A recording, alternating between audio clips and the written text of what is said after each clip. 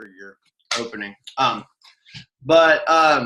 Is that it is this question of, as you go to engage your community in partnership and form an LCC or engage an LCC, what is involved in that? Because really just showing up at a meeting, I mean, that's great, but how do you get that meeting to begin to maybe approach the conversation a little bit differently than they would have before? Which, unless you convene the meeting, that's why in the lesson, we talk about the fact that it's often harder to engage an existing LCC structure.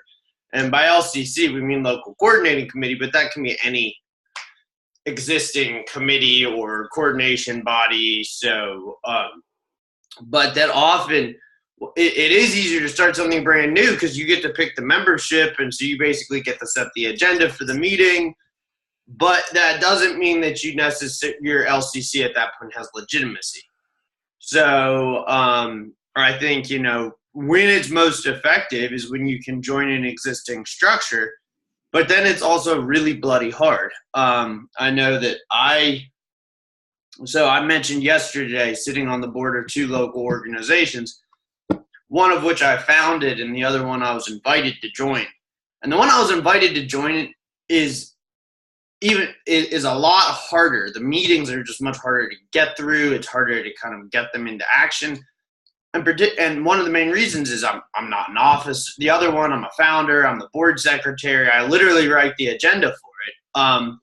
And it's a farmer's market, so it's, mainly people who are doing things. And the other one is a community foundation where I'm dealing with bank presidents and members of the school board. And what I hear, I can kind of go, let's all go around and talk about what's working in our community, but they don't do it, right? They're pushing their own agenda. Well, I think we should do this. And we sit there, and the only way that I've really gotten movement in that setting is to start handing out jobs. And I know, Dad, I want to hear you reflect on this because you've had a lot of similar experience with the EDA recently, where, over and over and over again, you're kind of invited to join and everyone says, okay, well, something about this field, but it's really hard for people, especially membership, especially if they're longstanding members of a committee, to get over their own egos.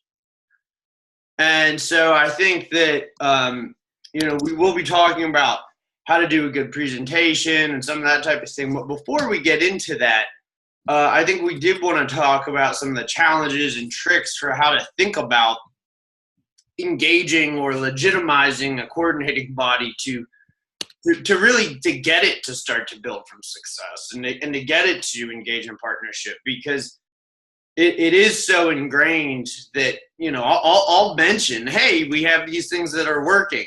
And in response, you usually hear everyone just starts firing back what's not working. And this is where we say, the ideas at seed scale are pretty easy to grasp, but enacting them can be a much, much bigger challenge.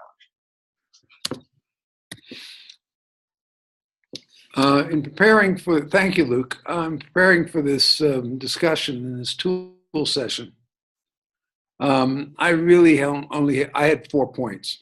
And let me just summarize them because I think it relates to Luke's question and what my experience is. You have to keep it simple in making a presentation. So the first point is scratch where the community itches. That we've already talked about that. And you have to figure out what the community's felt need is, what's important. And then when I say community, I just mean any audience. If you're talking to a group of school children, if you're talking to the Communist Party, if you're talking to your classmates, the first issue is to figure out what's the issue for them and what's important. The second thing is avoids is an answer to what Luke was talking about, which is you sit in a meeting and everybody's talking about what's important to them. His bank president on that foundation talks about what's important to the bank, and the school board person talks about what's important to the school board. And at the end of the meeting, everybody's talked, but nothing has happened. And this is, I think, the most common thing that comes from a meeting. Everybody talks and nothing happens. And so the second point is to move from talk to actions. And if you want to make an effective presentation, you want to move away from descriptions, because people will, if you describe, oh, this is my community, people will say, well, you forgot this and you do this. And you're talking and talking, you're not going to move to actions.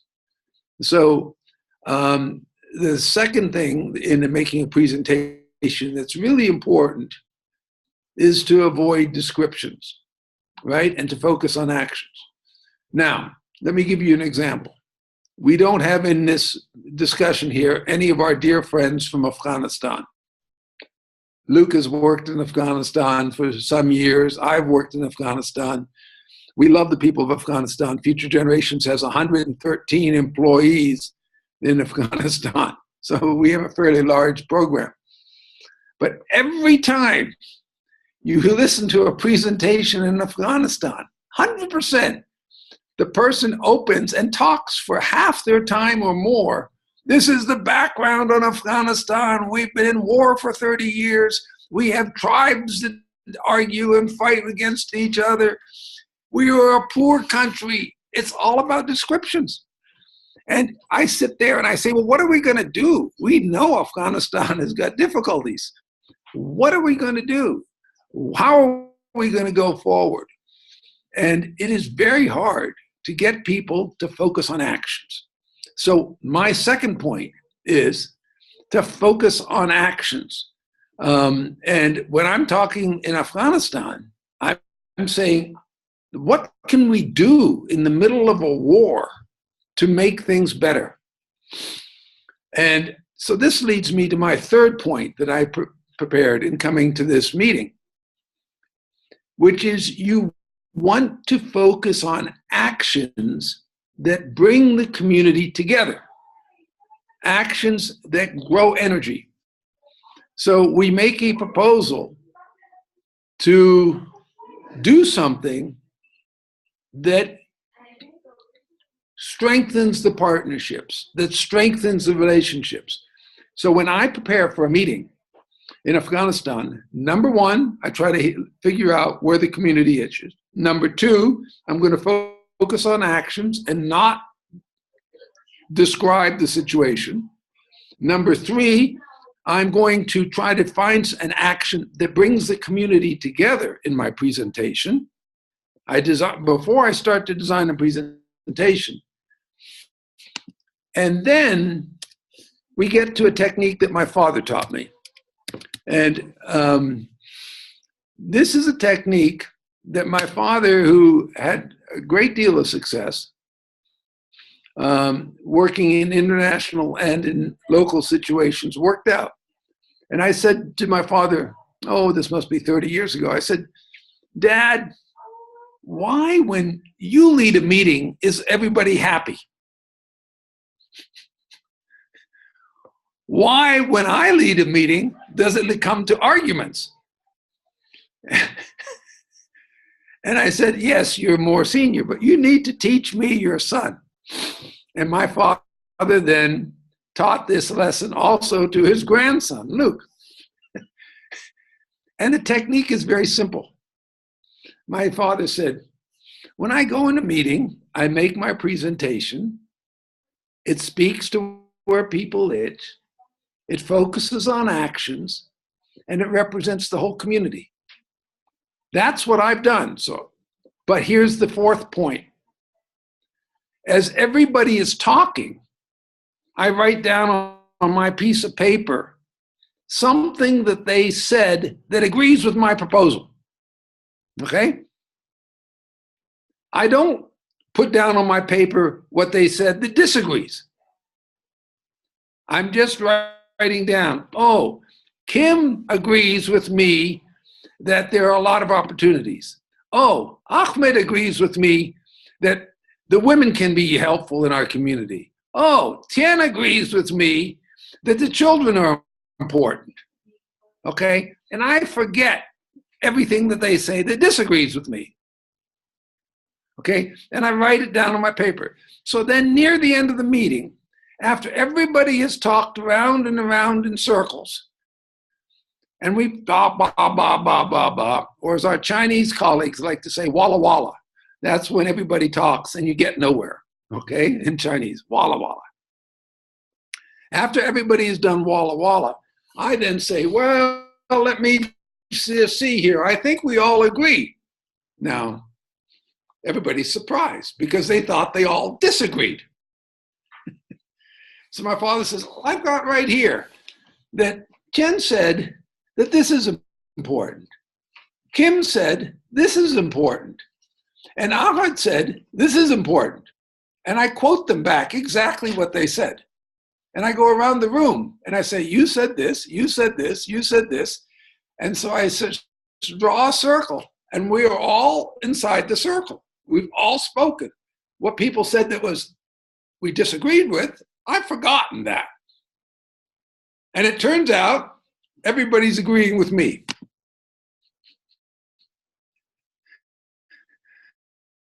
So I just would like to offer this. So Luke, please, you want to comment? Yeah, I do, because obviously I've tried to do that a bunch of times, and yeah, and obviously I think you gave a great description of it. Certainly I'm a little more subtle about it at times, because I think, you know, some of it is also kind of where you're setting the narrative. One of the big points is you know, you can't be too opinionated about where you need the meeting to end up if you're going to use a technique like that. You need to be very willing to kind of go, okay, here's some rough 1 or 2 potential areas to get to depending on where people fall. And maybe, you know, it's great if they all agree on, you know, the universality of humanity, which are the types of things you were talking about. But I think sometimes you're not going to find too much to agree on, but it's going to be something. And you kind of can steer the conversation. Maybe you're not going to catch everybody into that. But once you've then done that, to summarize that, you know, just even within the context of that meeting, that's your success base. That's the area where, when we're talking about that 3-way partnership and saying define successes that everybody can agree on, those are the ones that, you know, you were able to repeat back to the meeting. No, well, at the very least, can we all agree on the following? I heard these points of commonality in the meeting.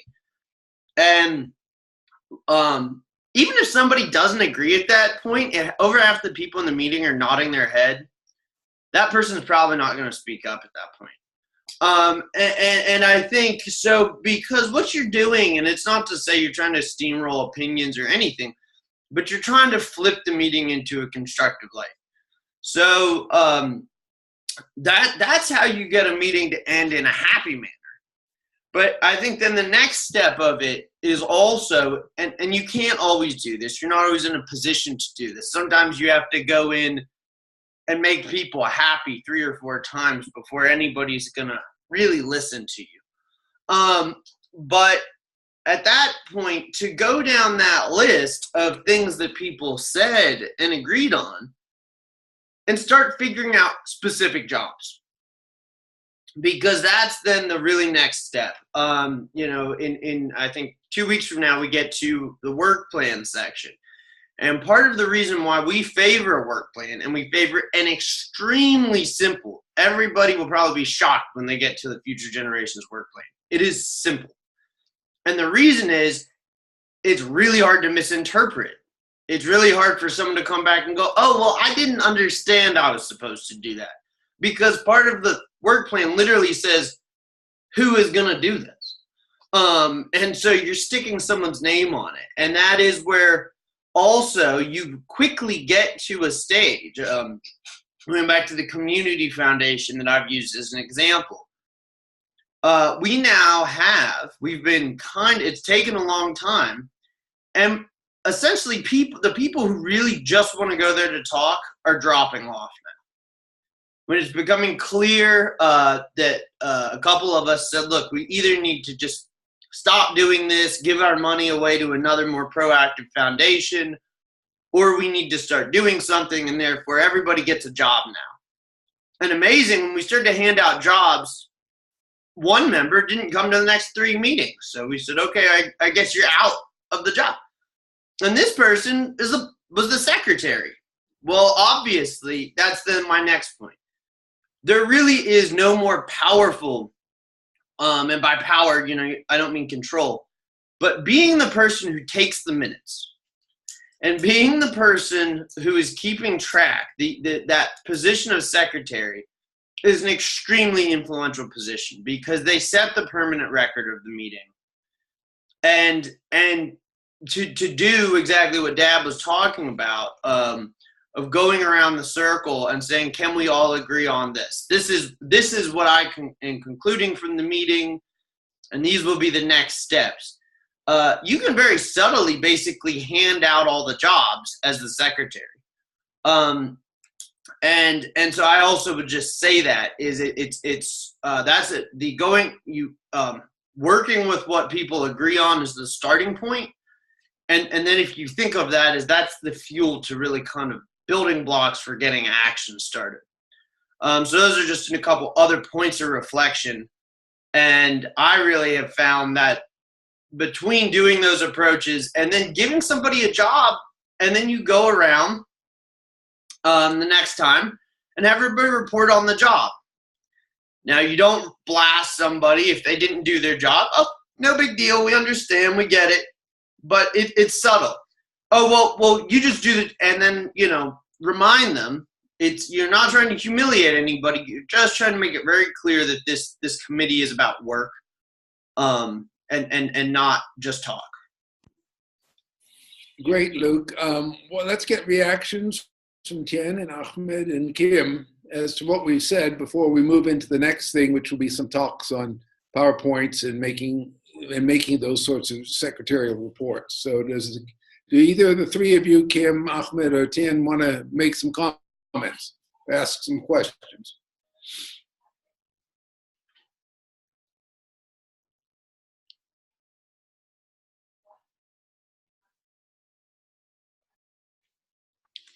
I have a quick question. So sometimes when you come into an existing committee, there's assigned leadership roles. So do you find it important in those situations to really try to work with those individuals, as far as maybe starting to assign tasks and things like that, as opposed to just coming in and doing it yourself? It seems to me like maybe trying to talk with, like, if there's an executive committee or something in existence already. I know for me, that's been helpful sometimes, is if I go through the people who are the existing leaders, to help them try to rally more support, because they may already have a stronger base than I would have as a newcomer. So, Kim, it's very important. If there's a power structure, work with the power structure. You're 100% right. And there are three things. First of all, in almost every community of the world, seniority matters. Okay, perhaps it matters a little bit less in the United States, but around the world, seniority matters. And so you're the junior person, and automatically, even if you're not junior in age, you're junior in membership. So you have to respect the seniors, because they will, if you don't not only respect them and honor them and speak positively in public about them. Oh, so-and-so has served us for so many years. They've been so wise. If you don't do that, they won't be your friends. And so you suddenly, instead of drawing the community together, you're separating it. So you're absolutely right. It's essential. And the problem is, usually the people you're talking about, those leaders, have been slowing things down. Actually, they may have not been doing a very good job. And so you've got to take people who've been putting the brakes on the forward momentum and make them into an engine. And this is where complimenting them and congratulating them for their things is important. Also, I have found it is very helpful to take them out to dinner. It's amazing what food can do. After a meeting, suggest to somebody that you go out and just the two of you have something. Food is one of the best medicines for sick communities, okay? If your community is sick and not getting its work done and not healthy, feed that community food. It's a medicine, okay? And if you don't have money to buy the food, then cook the food together, because the human energy of making food is not only good medicine, it's like surgery that heals a wound. You're binding the community together by cooking together. And if you happen to be a man like I am, and you're cooking for a woman, two things will happen. First, the woman will be surprised. Secondly, you'll get criticism for not being a good cook. Okay? But by taking that criticism, you get a friend. So your point is very, very important, but there's some opportunities that you can use it for. Yeah, just to build on Dad's point, I totally agree with everything. But I think the other thing is, yeah, you definitely need to, I think just some of it's biding your time, get some of that seniority. Like, you're not necessarily going to be able to show up and even the first or second meeting or kind of really kick it into gear.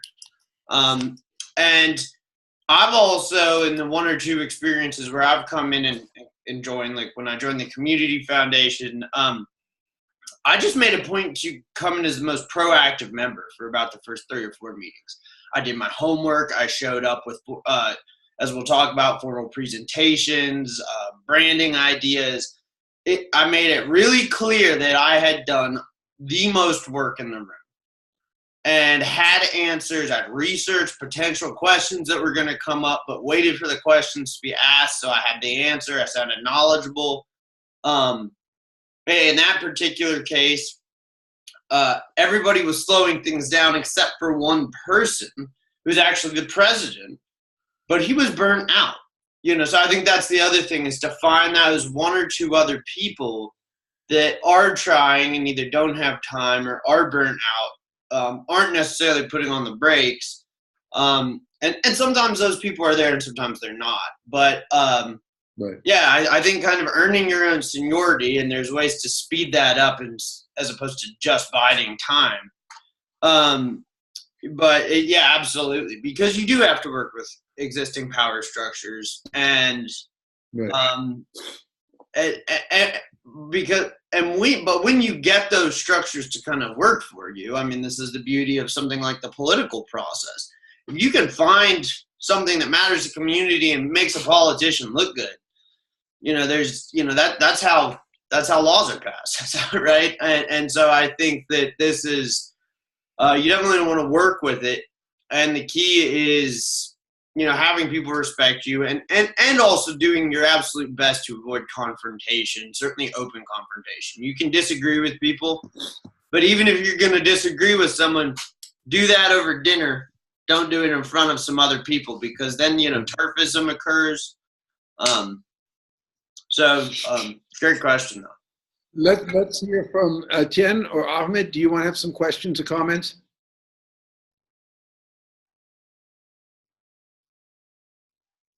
Yes.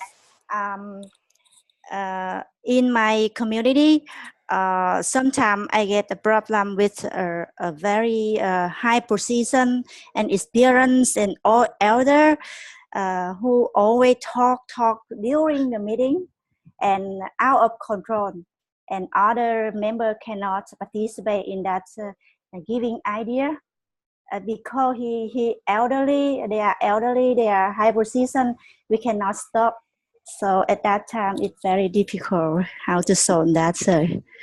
Here's a technique I use a lot. I suggest you try it. When the elder or senior person has spoken for a while and you've heard enough, you start clapping. You interrupt their speech by clapping. And when you start clapping, that ends their speech. But by clapping, you're appreciating them. Okay? So, like my suggestion of using food as medicine, this is also a medicine for a meeting. Just go clap. And they can be in the middle of their speech, but at some point, they have to take a breath of air. They go, oh, and at that point, you start clapping and get other people to clap. At which point, you can say, now, Kim, would you like to speak? Or Luke, would you like to speak? Thank you so much, senior leader. So remember this. And then once you do this, then you can change the topic. I do it all the time in public meetings. So I think you might find that useful with powerful people. Yeah, thank you, sir. Ahmed, do you have any suggestion, comment? Actually, in my community, the elders or the senior citizens are those we rely on about experiences. So we show them a lot of respect when we have a meeting with them. So we can learn from them actually. So by appreciating them, like by giving time to others, we learn a lot from them actually. Right. I support like that approach. By appreciating them, you're gonna get closer to them. So give you more hit that you don't know. They will teach you what they know. Yeah. Well, they certainly do have a lot of experience, and they are powerful. They have connections, and it's very important to use those because their experience can help you avoid mistakes, and their power can open doors. So I'm agreeing completely. We're going to be running out of time here in a little bit. I wanted to change the subject a little bit to what Luke and I had also talked about, which was the use of PowerPoints. And Kim has some experience in a different type of PowerPoint. But Luke, do you want to pick up on this PowerPoint issue in the last 10 minutes? Sure, but before we do, I think there is an important point that I noted on my notes to prepare for today, and I think it's important that we talk about because, and that is, how do you convene a meeting? And I think regardless of whether it's some group you formed or not, I think it's really easy for us to forget about how to truly make a meeting inclusive. And this is often more appropriate. It's depending on the subject of the meeting, you might not want everybody to be invited. But I know that I see this all the time with people. Well, we put it in the newspaper. Well, okay, if you put it in the newspaper, then only the people who get the newspaper saw about the meeting. Or people say, well, we sent out an email. Well, only the people on the distribution list got that. And so I don't really have, because something like this it varies so much on context, but a lesson I've been trying to remind myself over the past couple of years is to always really think, to never trust the idea that my first attempt at inviting people was successful. Follow up, remind them, use multiple platforms, go out of your way to try to bring the folds of the community into the discussion. It's just a really important reminder when we think about having a community meeting, because otherwise it's always the same people showing up over and over again to the exact same meetings, and it gets very boring. So I just throw Good. that out. I want to turn here a little bit to the point that we mentioned earlier, which was the reporting and the writing down and the keeping notes, and as Luke said, the secretary to the meeting. One of the great skills that we all need to develop is how to use PowerPoints and Prezis, because writing minutes of a meeting in the old style of minutes after it is getting less and less powerful. The minutes are there, nobody reads them, they sit in some sort of file.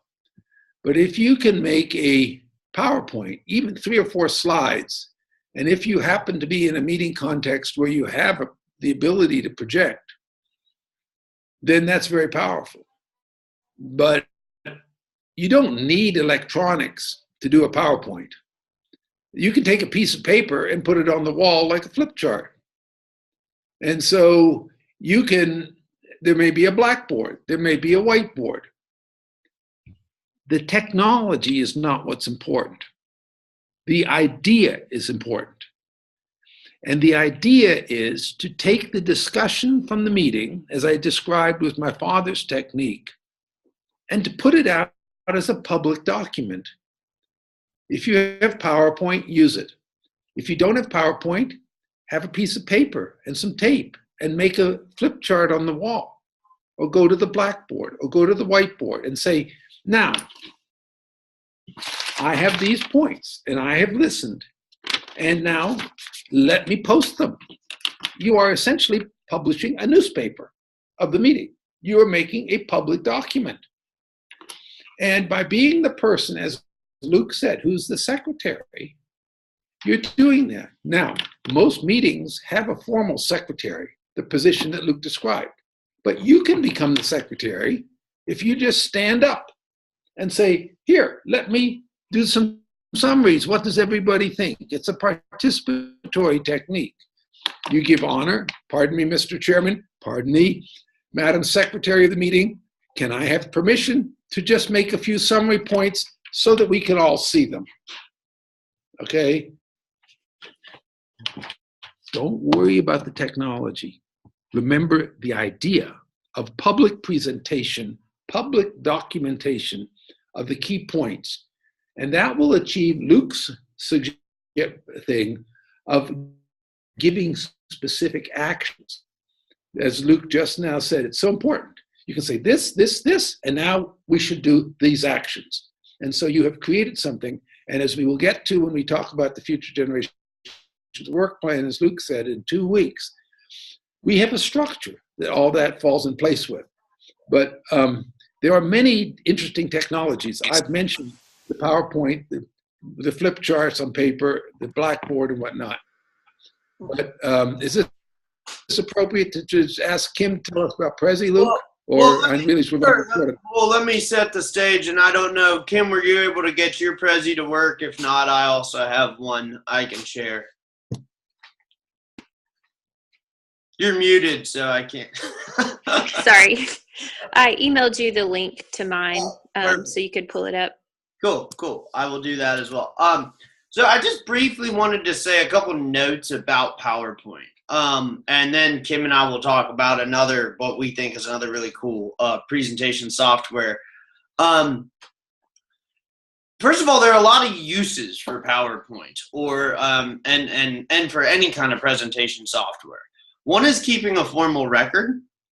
Another is similar to the way that, for instance, I've been using the PowerPoint slides in our classes, which is not so much as a formal presentation, but it's kind of more like the way one might use a whiteboard, where I am essentially kind of showing you the agenda that, I might have in front of me. That might have, otherwise that would have been a very detailed set of notes that I took for myself as I was teaching up in front of everyone as a class, and maybe you wouldn't see it. But because we have the technology. But quite often, when you're actually giving a presentation with PowerPoint, there are a couple just really common mistakes you want to avoid.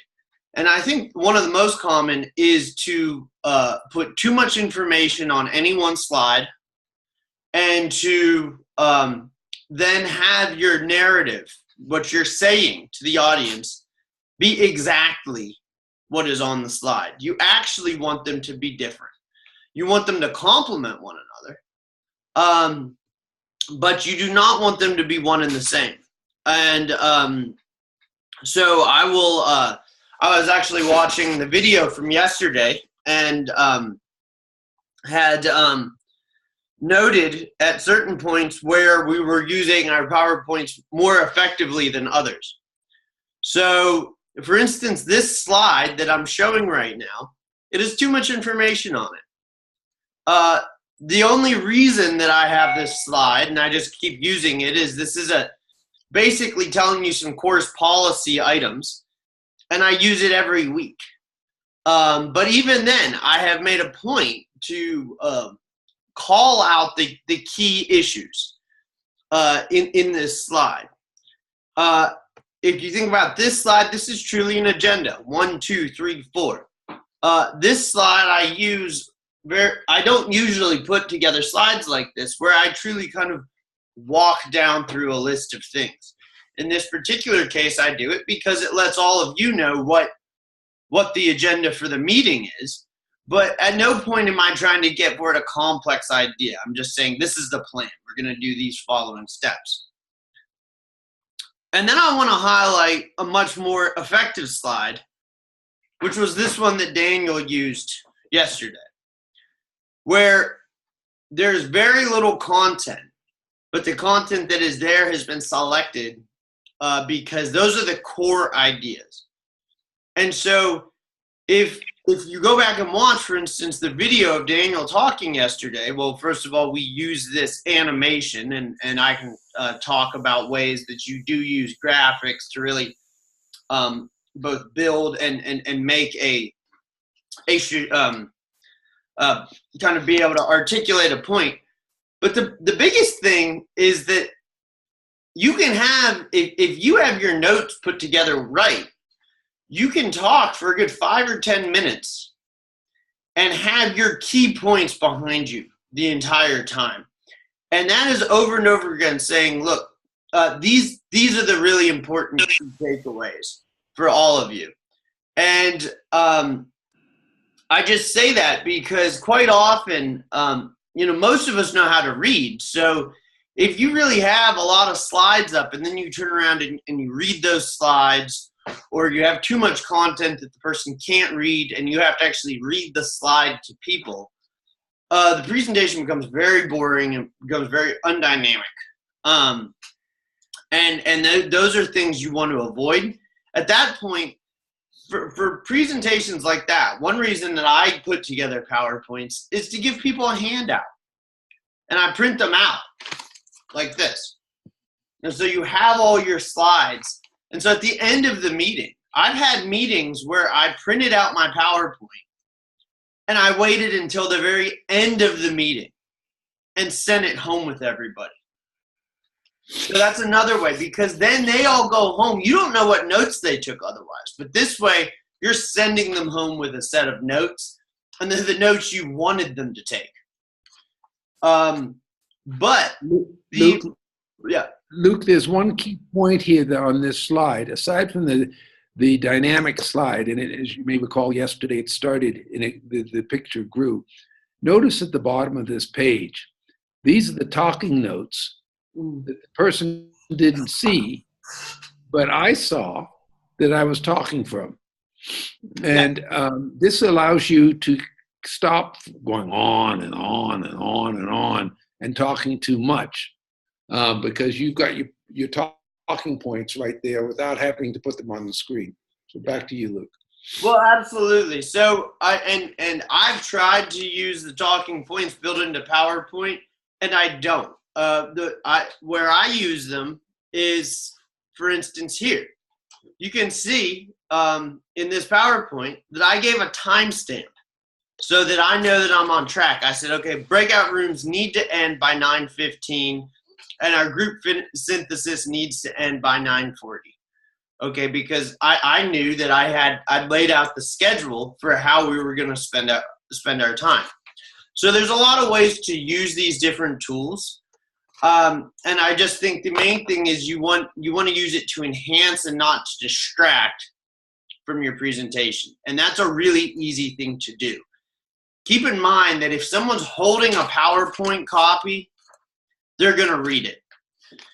And if you're focused too much on your own slides, especially on the wording as opposed to a picture in your own slides, people are not listening to you talk.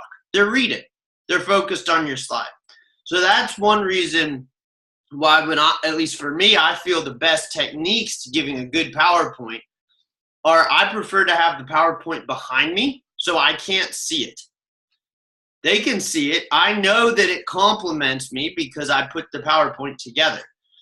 And then I have my own notes in front of me. And it's very, I don't then feel compelled to read the PowerPoint. I know it complements me, and it's not as much a distraction. And then the other important thing is to have fun with your PowerPoint and practice your PowerPoint. Especially if you're giving a formal presentation, go through it a couple times the night before and time yourself. Figure out where maybe you're talking too much, maybe where you already have too much text on a slide. And then you can come up with a number of other strategies for how to use them. So I would just throw those points forward. And then let me pull up, since we're almost out of time, but we did want to show all of you this other software, which is, Kim, are you still with us? Yep, I'm still here. So Kim is going to share with us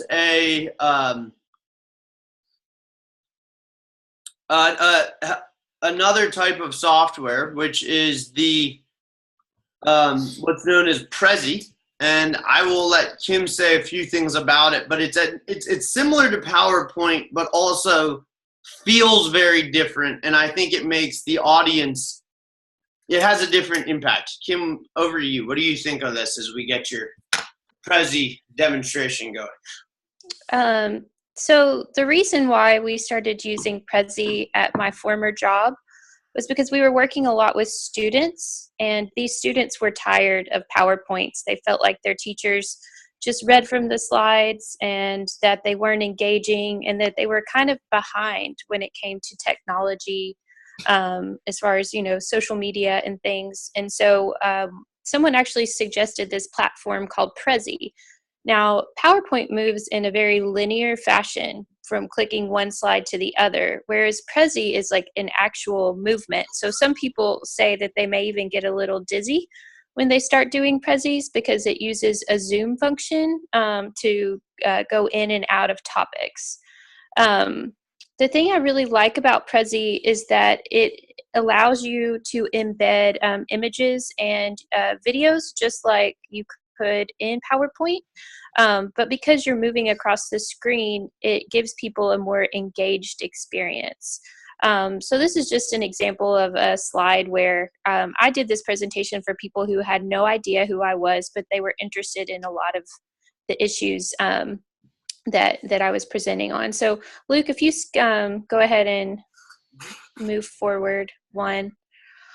So you can see that you're definitely still, like Luke said, I'm not putting what I'm saying on the slides. I'm usually putting a fact or an image that goes along with what I'm saying. Prezi is not quite as good for being able to print it out, although you can. It just prints them out in PDFs, and as you can see, they're pretty colorful and there's a lot of images, so it's not as, if you need like a simple print job, it might be best to put your Prezi into PowerPoint so you can print from there. And one other great thing I like about Prezi is sometimes it helps me to have feedback from my coworkers or maybe like my parents.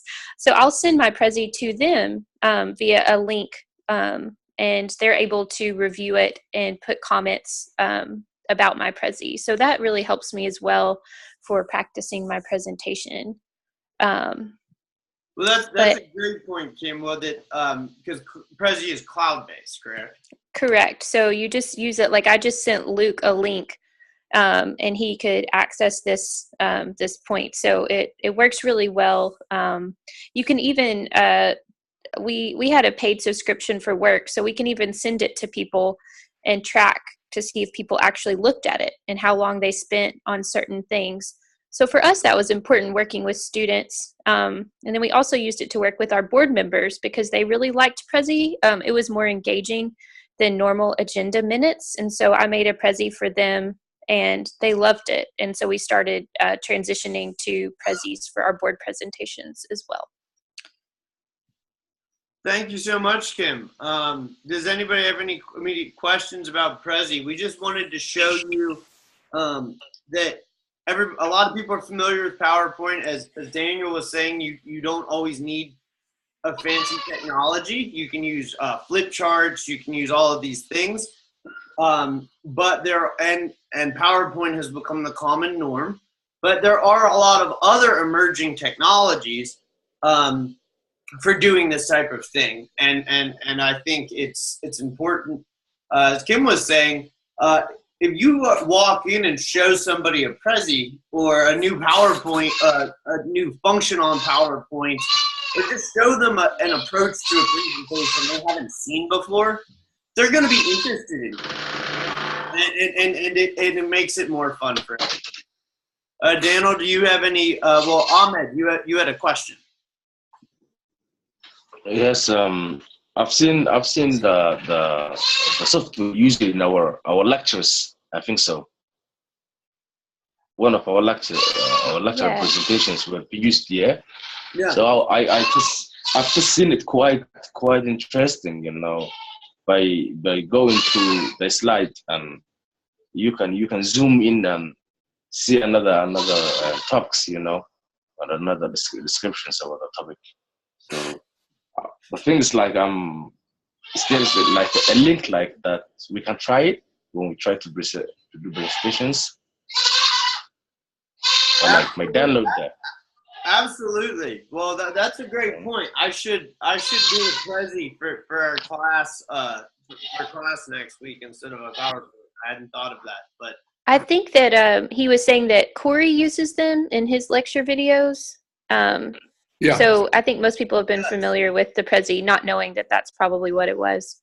Exactly. Oh, that's a very good point. And speaking of which, Corey has very good presentation skills in his use of narration and PowerPoint or Prezi graphics, where most of the time his picture, his fact, it's complementing his point. He is not ever regurgitating the same content or information. Yeah, for time issues, let me just interrupt here.